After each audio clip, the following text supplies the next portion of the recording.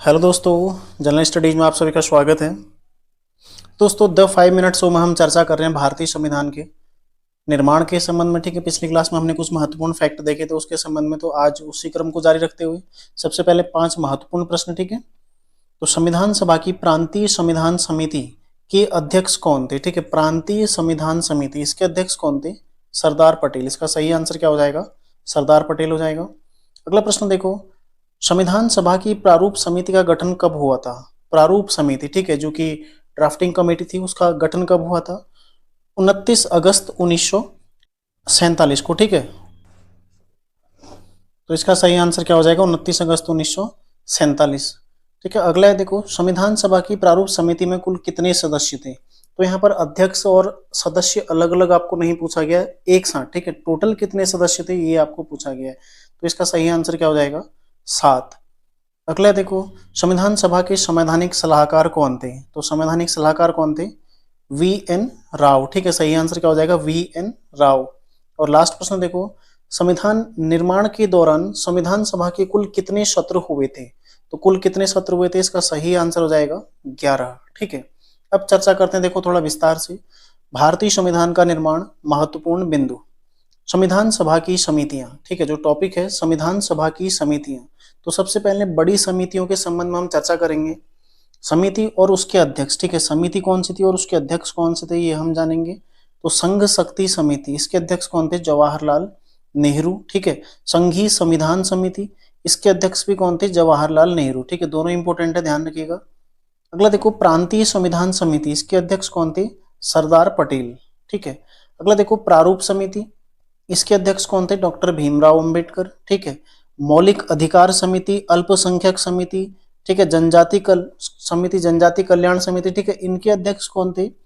सरदार पटेल। तो इंपोर्टेंट है काफी। ठीक है, प्रांतीय संविधान समिति प्लस मौलिक अधिकार समिति कई बार पहले पूछी गई है, तो ध्यान रखिएगा, काफी महत्वपूर्ण। ठीक है, अगला देखो, प्रक्रिया नियमन समिति, ठीक है, प्रक्रिया नियम समिति, इसके अध्यक्ष कौन थे?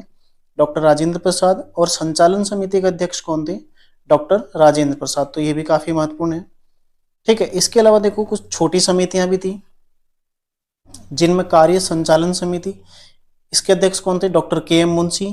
राष्ट्र ध्वज संबंधी तदर्थ समिति, इसके अध्यक्ष कौन थे? डॉक्टर राजेंद्र प्रसाद। ठीक है, ये भी पहले पूछा गया है। और संविधान सभा के कार्यों के लिए समिति, ठीक है, इसके अध्यक्ष कौन थे? जी.वी. मावलंकर। तो ये अगर आपसे पूछे जाते हैं, ठीक है, तो आप लोग इसको सही करिएगा। ठीक है, ये तीनों काफी महत्वपूर्ण है, ध्यान रखिएगा। अगला देखो, उपयुक्त के अतिरिक्त, ठीक है, उपयुक्त के अतिरिक्त मौलिक अधिकार उप समिति, ठीक है, ये वीडियो वीपीडीओ में पूछा गया लास्ट टाइम। ठीक है, और इसके अध्यक्ष कौन थे? जेबी कृपलानी। ठीक है, जेबी कृपलानी। और अल्पसंख्यक उप समिति के अध्यक्ष कौन थे?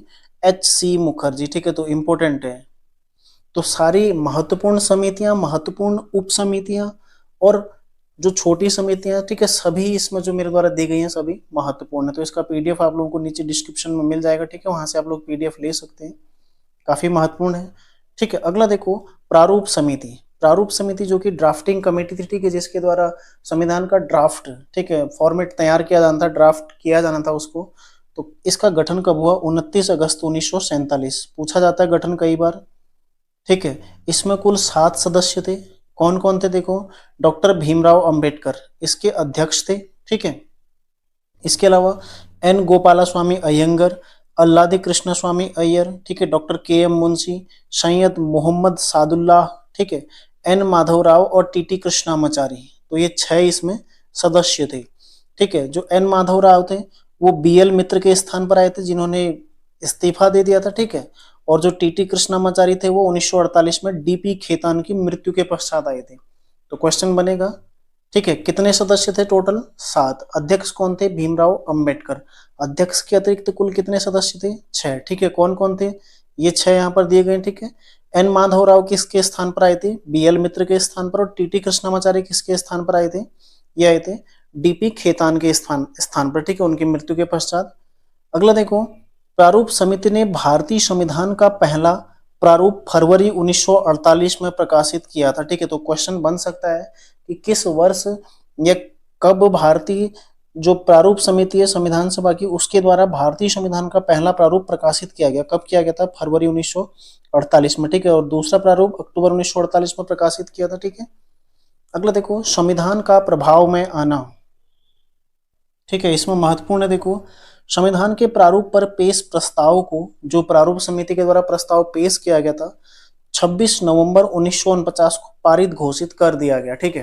हालांकि जो प्रारूप समिति ने पेश किया उस पर बहस हुई, ठीक है, बैठकें हुई, उसके पश्चात उसमें संशोधन करते हुए कुछ संशोधनों के साथ, ठीक है, 26 नवंबर 1949 को उसे पारित घोषित कर दिया। इस पर अध्यक्ष व सदस्यों के हस्ताक्षर लिए गए, ठीक है, महत्वपूर्ण, ध्यान रखिएगा। और जो संविधान पारित हुआ था 1949 में 26 नवंबर को, इसमें कुल 249 सदस्यों में से 284 सदस्य उपस्थित थे, 299 में से, ठीक है। 299 जो सदस्य संख्या थी उसमें से कुल 284 सदस्य उपस्थित थे, जिनके द्वारा इस पर हस्ताक्षर किए गए थे। पिछली क्लास में हमने देखा था कुल 299, ठीक है। जो स्वतंत्रता अधिनियम था उसके प्रवर्तन माने के पश्चात कुल 299 सदस्य रहे थे, जिनमें 229 सदस्य कहाँ से थे? ब्रिटिश प्रांतों से, और 70 देशी रियासतों से थे, ठीक है। तो ये कुल संख्या कितनी होगी? 299, इनमें से 284 उपस्थित थे। तो क्वेश्चन बन सकता है 26 नवंबर 1949 को जब संविधान को पारित घोषित किया गया, उस तिथि पर संविधान पर कुल कितने सदस्यों द्वारा हस्ताक्षर किए गए थे, या फिर संविधान सभा के कुल कितने सदस्य उपस्थित थे? तो कितने थे? 284, ठीक है। अगला देखो, 26 नवंबर 1949 को अपनाए गए संविधान में प्रस्तावना 395 अनुच्छेद एवं 8 अनुसूचियां थी, ठीक है, महत्वपूर्ण है। बाकी 22 भाग भी थे इसमें, ठीक है, 22 भाग, ध्यान रखिएगा, ठीक है, 22 भाग भी थे। अगला देखो, डॉक्टर भीमराव अंबेडकर को भारत के संविधान का जनक तथा भारत के संविधान के मुख्य वास्तुकार के रूप में जाना जाता है, ठीक है। छपने वाला सवाल है, कई बार पहले प्रश्न बन चुका है।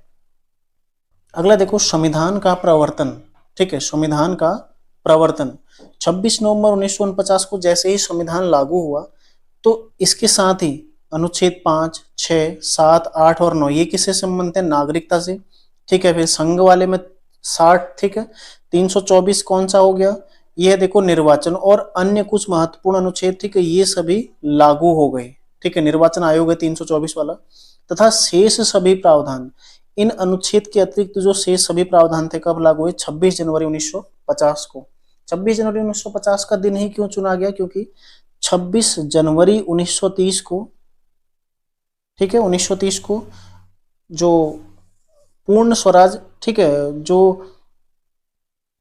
पहली बार भारत में, ठीक है, स्वतंत्रता दिवस मनाया गया था, ठीक है। 1930 को पहली बार मनाया था, पूर्ण स्वराज की घोषणा की गई थी, ठीक है। जो लाहौर का अधिवेशन था कांग्रेस का 1929 में, उसको 1930 में लागू किया गया था इसी तिथि को, ठीक है। यहाँ पर पूर्ण स्वराज दिवस मनाया गया था। इसके पश्चात ही इसी को यादगार बनाने के लिए 26 जनवरी 1950 को संविधान लागू किया गया। अगला देखो, भारतीय संविधान की आलोचना, ठीक है। भारतीय संविधान की आलोचना के आधार क्या क्या हैं? किन आधारों पर भारतीय संविधान की आलोचना होती है? इसमें सबसे पहला जो है, संविधान का प्रतिनिधि निकाय न होना। मतलब आलोचना किस आधार पर होती है कि जो संविधान सभा है उसका चुनाव प्रत्यक्ष रूप से नहीं हुआ था, ठीक है, अप्रत्यक्ष रूप से हुआ था। इस चीज को लेकर इसका जो आलोचना होती है, ठीक है। इसके अलावा देखो, संप्रभुता का अभाव, समय की बर्बादी, कि बहुत ज्यादा इसमें समय लिया गया, ठीक है। कांग्रेस का प्रभुत्व, क्योंकि सभी सदस्य क्या थे? कांग्रेस के थे लगभग। पांचवा देखो, वकीलों और राजनीतिज्ञों का प्रभुत्व, क्योंकि लगभग सभी वकील ही, जो वकील और राजनेता थे इसमें शामिल थे, ठीक है।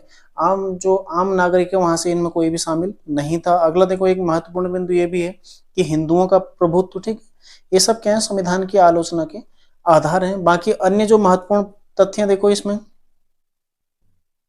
संविधान सभा द्वारा हाथी को प्रतीक यानी कि मोहर, ठीक है, मोहर के रूप में अपनाया गया था। दूसरा महत्वपूर्ण तथ्य देखो, संविधान सभा के संवैधानिक सलाहकार कौन थे? वी.एन. राव, ठीक है, वी.एन. राव इसके संवैधानिक सलाहकार थे। और संविधान सभा के सचिव कौन थे?